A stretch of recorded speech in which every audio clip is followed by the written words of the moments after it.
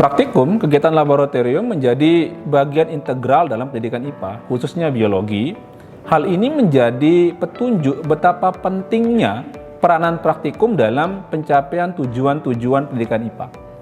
Keberadaan praktikum banyak didukung oleh para pakar psikologi belajar, ya, pakar IPA maupun pakar pendidikan.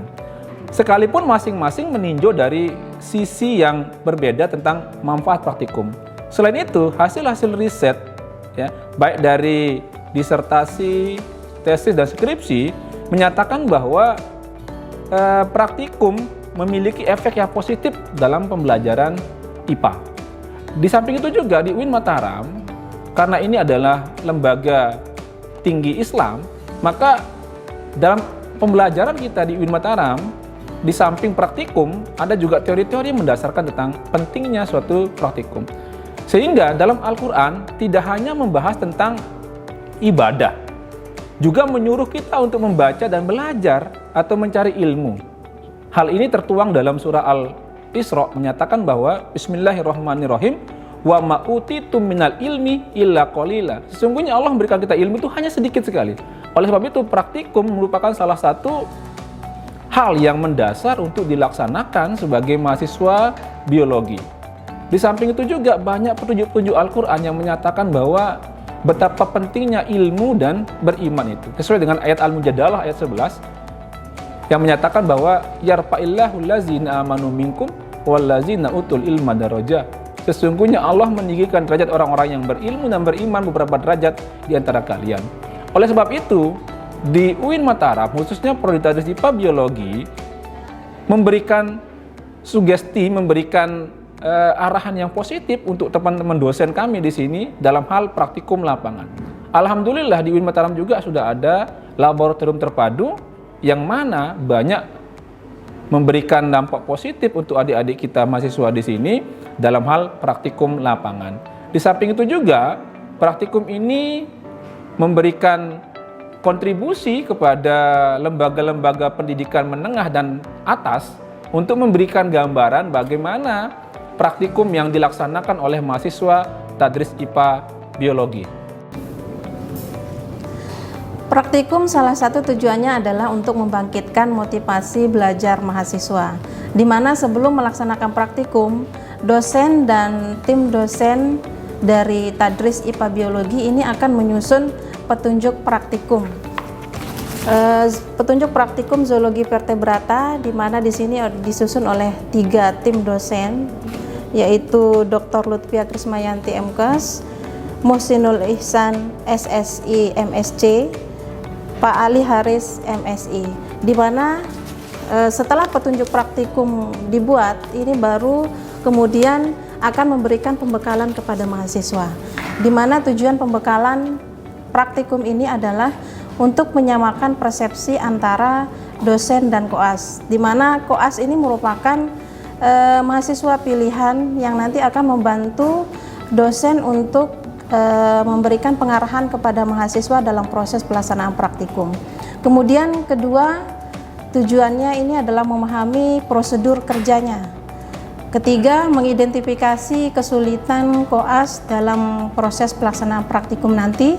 Kemudian yang terakhir ini menjelaskan aspek-aspek teknis dalam melaksanakan praktikum. Oke adik-adik, praktikum kita kali ini yaitu pengamatan struktur mikroskopik bulu apes dengan menggunakan mikroskop binokuler. Tujuan dari praktikum kita kali ini untuk mengetahui struktur bulu apes, baik itu bagian sayap, ekor, dan juga bulu bagian badan. Selanjutnya kita akan beralih ke pengamatan bulu apes menggunakan mikroskop binokuler. Nah, di sini kita sudah mempunyai sampel, ada bulu ekor, bulu sayap, dan bulu badan dari burung merpati atau apes. Nah, untuk pengamatannya kita ambil di bagian sini, kita ambil di bagian ini untuk mengamatinya, dan kita letakkan di atas kaca preparat. yang sudah dibersihkan ya terlebih dahulu. Baru kita tutup dan langsung kita melakukan pengamatan di mikroskop binokuler. Baik adik-adik, bisa kita mulai. Silakan pengamatan langsung di mikroskopnya. Dinyalakan terlebih dahulu.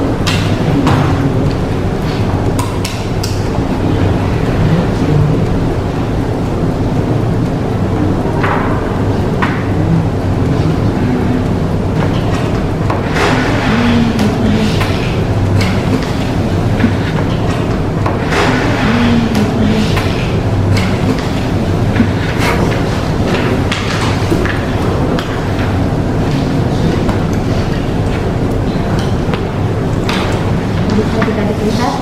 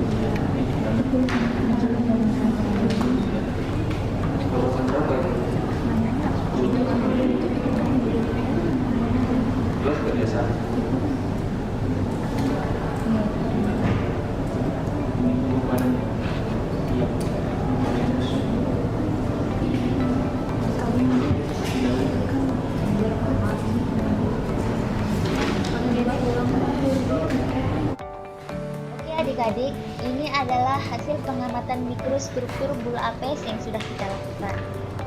Bisa kita lihat di sini, ini adalah bulu pada sayap, ini bulu pada badan, dan ini bulu pada ekor.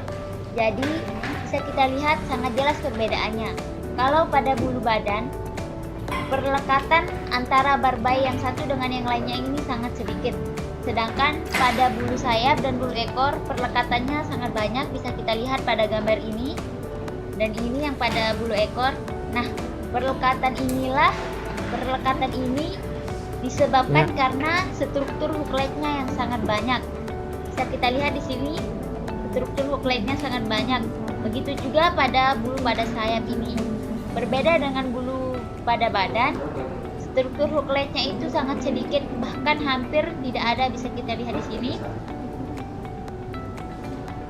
Nah, ini adalah tampilan struktur hooklet jika kita melihatnya dengan mikroskop elektron. Yang ini adalah struktur hooklet.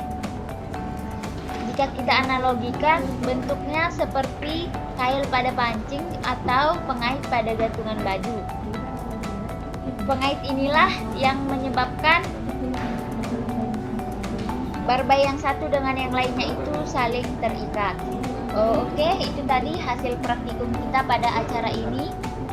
Saya mewakili Koas mengucapkan maaf jika banyak kekurangan dan terima kasih atas perhatiannya. Sekian, Assalamualaikum warahmatullahi wabarakatuh.